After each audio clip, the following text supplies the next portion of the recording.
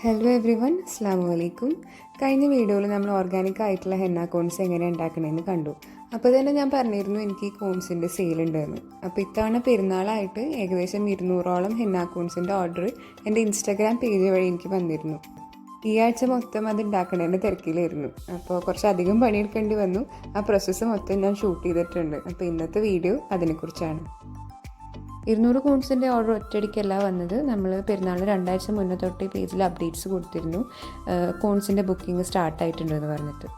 അപ്പോൾ ആദ്യത്തെ ആഴ്ചയിൽ ഓർഡർ വന്നത് 100 ഹെന്ന കോൺസ് ആണ്. അപ്പോൾ അതിന് വേണ്ടിയിട്ട് ഞാൻ 1 കിലോ ഹെന്ന പൗഡർ 2 പാത്രങ്ങളിലാക്കിയിട്ട് മിക്സിങ് സ്റ്റാർട്ട് ചെയ്തു. ഇതിൽ ചേർത്ത ബാക്കി ഇൻഗ്രീഡിയൻസിൻ്റെ അളവുകളൊന്നും ഞാനിപ്പോൾ പറയുന്നില്ല. ഓൾറെഡി 100 ഗ്രാം ഹെന്ന പൗഡർ വെച്ചിട്ട് എങ്ങനെ ഓർഗാനിക് ആയിട്ടുള്ള ഹെന്ന കോൺസ് ഉണ്ടാക്കാമെന്നുള്ളൊരു വീഡിയോ ഞാൻ അപ്ലോഡ് ചെയ്തിട്ടുണ്ട്.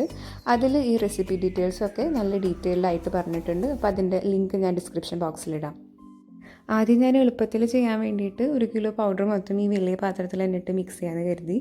പിന്നെ ആലോചിച്ചപ്പോൾ മനസ്സിലായി വെള്ളം ഒഴിച്ച് വരുമ്പോൾ ഇത് മിക്സിങ് ഭയങ്കര ബുദ്ധിമുട്ടായിരിക്കും. അപ്പോൾ അതുകൊണ്ടാണ് 2 പാത്രത്തിലായിട്ട് ചെയ്യുന്നത്. അല്ലെങ്കിൽ വലിയ ഓർഡേഴ്സ് വരുമ്പോൾ ചെറിയ ബാച്ചുകളായിട്ട് ചെയ്യുന്നതാണ് നല്ലത്. അതാകുമ്പോൾ ഇൻഗ്രീഡിയൻസ് എല്ലാം നന്നായിട്ട് മിക്സ് ആവുമെന്ന് നമുക്ക് ഉറപ്പ് വരുത്താൻ പറ്റും. എസെൻഷ്യൽ ഓയിലാണ് നമ്മുടെ ഹെന്ന പൗഡറിൻ്റെ നാച്ചുറൽ കളർ ബൂസ്റ്റ് ചെയ്യുന്നത്. അപ്പോൾ അത് എല്ലായിടത്തും എത്തുമെന്ന് ഉറപ്പ് വരുത്താനായിട്ട് ഞാൻ ആദ്യം ഹെന്ന പൗഡർ വെള്ളം കൊണ്ട് ഫുള്ള് മിക്സ് ചെയ്തതിന് ശേഷമാണ് എസെൻഷ്യൽ ഓയിൽ ആഡ് ചെയ്ത് കൊടുത്തത്. ഇപ്പോൾ നിങ്ങൾക്ക് കാണുമ്പോൾ തോന്നുന്നുണ്ടാവും വെള്ളം ഒരുപാട് കൂടിയെന്ന്.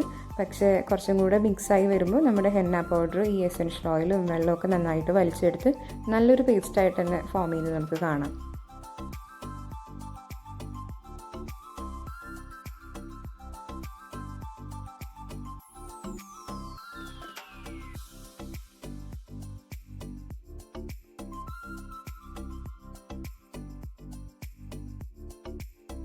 ഈ ഒരു സമയമായപ്പോഴത്തേനും നമ്മുടെ പേസ്റ്റ് നന്നായിട്ട് ബ്ലെൻഡായി. അപ്പോൾ ഞാൻ അടുത്ത പാത്രത്തിലുള്ളത് മിക്സ് ചെയ്യാൻ സ്റ്റാർട്ട് ചെയ്തു. ഈ പാത്രത്തിൽ ഹെന്ന പൗഡറിൻ്റെ ക്വാണ്ടിറ്റി കുറവായ കാരണം അത് എളുപ്പത്തിൽ മിക്സ് ചെയ്യാൻ പറ്റി. ആദ്യത്തെ പാത്രം മിക്സ് ചെയ്യാൻ 10-20 മിനിറ്റോളം എടുത്തു. ഈ പാത്രത്തിലത്തെ 5 മിനിറ്റ് കൊണ്ട് തീർന്നു.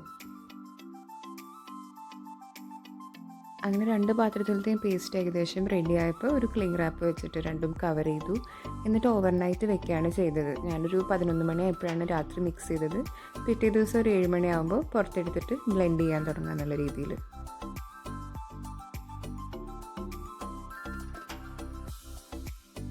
അങ്ങനെ 8 മണിക്കൂറിൻ്റെ ഡൈ റിലീസിന് ശേഷം നമ്മുടെ പേസ്റ്റ് കളറൊക്കെ മാറി ഒരു ബ്രൈറ്റ് ഓറഞ്ച് ബ്രൗൺ കളറായിട്ടുണ്ടായിരുന്നു. അപ്പോൾ നമ്മൾ അതിലത്തെ ലംസൊക്കെ ഒന്ന് അലിഞ്ഞ് ഉടയ്ക്കാൻ വേണ്ടിയിട്ട് ഒരു എഗ് ബീറ്റർ വെച്ചിട്ട് ബീറ്റ് ചെയ്യാൻ തുടങ്ങി.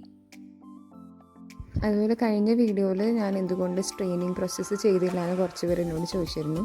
സ്ട്രെയിൻ ചെയ്യാത്തതിൻ്റെ കാരണം എന്താണെന്ന് വെച്ചാൽ ഞാൻ 5th ഫിൽറ്റേർഡ് ആയിട്ടുള്ള ഹെന്ന പൗഡറാണ് യൂസ് ചെയ്തത്. എത്രത്തോളം ഫിൽറ്റേർഡ് ആണോ പൗഡർ അത്രത്തോളം തരികൾ അതിൽ കുറവായിരിക്കും. അതുകൊണ്ടാണ് സ്ട്രെയിനിങ് പ്രോസസ്സ് ഞാൻ ഒഴിവാക്കാറ്. അപ്പോൾ ഒരു 15 മിനിറ്റോളം എഗ് ബീറ്റർ വെച്ച് ബീറ്റ് ചെയ്തതിന് ശേഷം ഞാൻ 2 പാത്രത്തിലെയും പേസ്റ്റ് ഒന്നിലേക്കാക്കി ഒന്നും കൂടെ എല്ലാം ഒന്ന് ബ്ലെൻഡ് ചെയ്ത് കൊടുത്തിട്ടുണ്ട്. കൺസിസ്റ്റൻസിയൊക്കെ പക്കയാണെന്ന് ഉറപ്പ് വരുത്തിയതിന് ശേഷമാണ് നമ്മൾ പൈപ്പിംഗ് ബാഗ് എടുത്തിട്ട് ഫില്ല് ചെയ്യാൻ സ്റ്റാർട്ട് ചെയ്യേണ്ടത്. അപ്പോൾ 1 കിലോ പൗഡർ എടുത്തിട്ടുള്ള ഈ പേസ്റ്റ് ഏകദേശം 4.5 പൈപ്പിംഗ് ബാഗിലേക്ക് ഉണ്ടായിരുന്നു. ഇതെല്ലാം കൂടെ ഒരുമിച്ച് ഫില്ല് ചെയ്യാനിരുന്നാൽ എന്തായാലും വയ്യാണ്ടാവുമെന്ന് അറിയണ കാരണം ഞാൻ 3 ബാഗ് മാത്രമേ ഫില്ല് ചെയ്തുള്ളൂ. ബാക്കിയുള്ള പേസ്റ്റ് പാത്രത്തിലാക്കിയിട്ട് ഫ്രീസറിൽ വെക്കുകയാണ് ചെയ്തത്.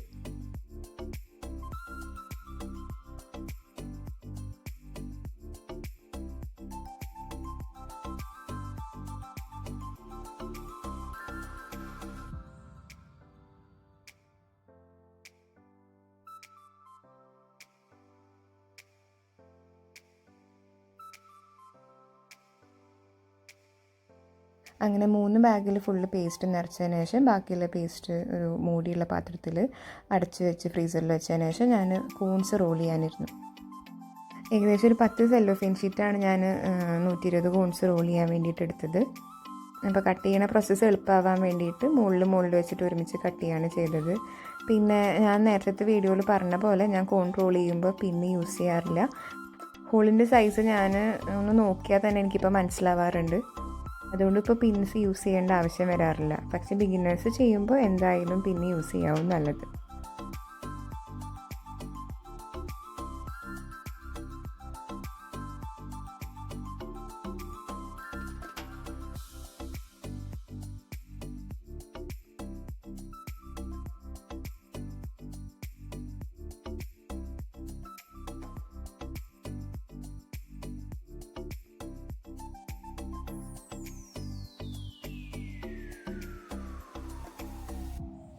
അടുത്തത് കോൺസ് ഫില്ല് ചെയ്യുന്ന സ്റ്റേജ് ആയിരുന്നു. നമ്മളിപ്പോൾ ഇത് സെയിൽ ചെയ്യുന്ന കാരണം കറക്റ്റ് വെയിറ്റൊക്കെ നോക്കി 28-30 ഗ്രാമിൻ്റെ ഇടയിൽ പേസ്റ്റ് ഫില്ല് ചെയ്തിട്ടാണ് ഓരോ കോണും സീൽ ചെയ്യുന്നത്.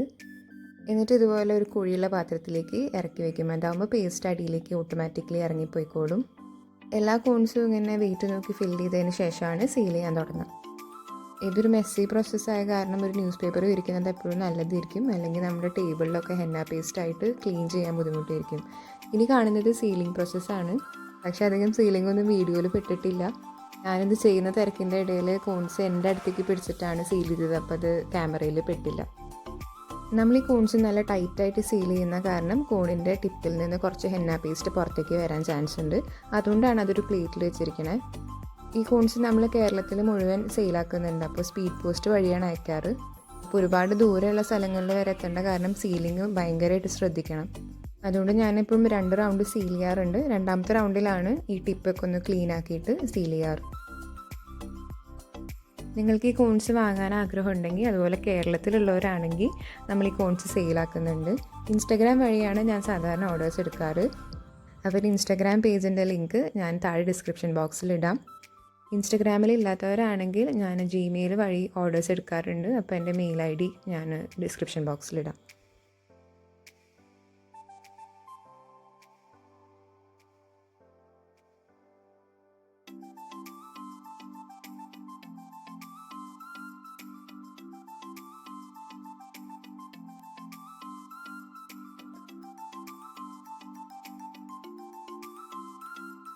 ഇതാണ് ഞാൻ നേരത്തെ പറഞ്ഞ 2ാമത്തെ റൗണ്ട് സീലിംഗ്. കോണിൻ്റെ ടിപ്പെല്ലാം ക്ലീൻ ആക്കി അവിടെ ഒരു പീസ് സെല്ലോ ടേപ്പ് ഒട്ടിച്ച്, അതുപോലെ കോണിന് ചുറ്റും ഒരു സെല്ലോ ടേപ്പും കൂടി ഒട്ടിച്ചിട്ടാണ് നമ്മൾ കോൺസ് അയച്ചു കൊടുക്കാറ്.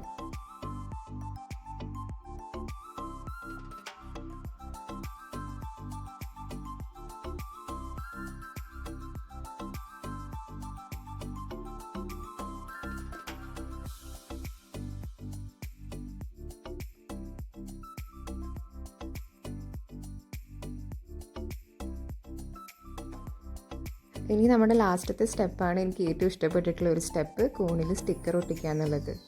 ഞാൻ ഈ കോൺ മേക്കിംഗ് കാലത്ത് ഒരു 8 മണിക്ക് തുടങ്ങിയതാണ്. ഇടയിൽ കുറച്ച് ബ്രേക്കൊക്കെ എടുത്ത കാരണം ഈ സ്റ്റെപ്പ് ആകുമ്പോഴത്തേനും വൈകുന്നേരം 6 മണി ആയിട്ടുണ്ടായിരുന്നു. നിങ്ങൾക്ക് ലൈറ്റിൽ വ്യത്യാസം കാണുന്നുണ്ടാവും. ഏകദേശം നോമ്പ് തുറക്കുന്ന സമയമായിട്ടുണ്ടായി. ഈ ട്രിപ്പ് കൊണ്ടൊന്നും കോൺ മേക്കിംഗ് അവസാനിച്ചിട്ടുണ്ടായില്ല. ഒരു തവണ കൂടെ ഏകദേശം 800 ഗ്രാം പൊടി എടുത്തിട്ട് ഒന്നും കൂടെ മിക്സ് ചെയ്യേണ്ടി വന്നിരുന്നു. ഈ കഴിഞ്ഞ ഒരാഴ്ചയായിട്ട് മൊത്തം എൻ്റെ ദിവസങ്ങൾ ഏകദേശം ഇങ്ങനെയാണ് കടന്നു പോയിരുന്നത്. അപ്പോൾ എല്ലാവർക്കും എൻ്റെ ബൾക്ക് ഹെന്ന മേക്കിംഗ് വീഡിയോ ഇഷ്ടമായി എന്ന് കരുതുന്നു. ഇഷ്ടപ്പെട്ടിട്ടുണ്ടെങ്കിൽ ചാനൽ സബ്സ്ക്രൈബ് ചെയ്യുക, വീഡിയോ ലൈക്ക് ചെയ്യുക, എങ്ങനെയുണ്ടെന്ന് കമൻറ്റ് ചെയ്യുക, ഷെയർ ചെയ്യുക.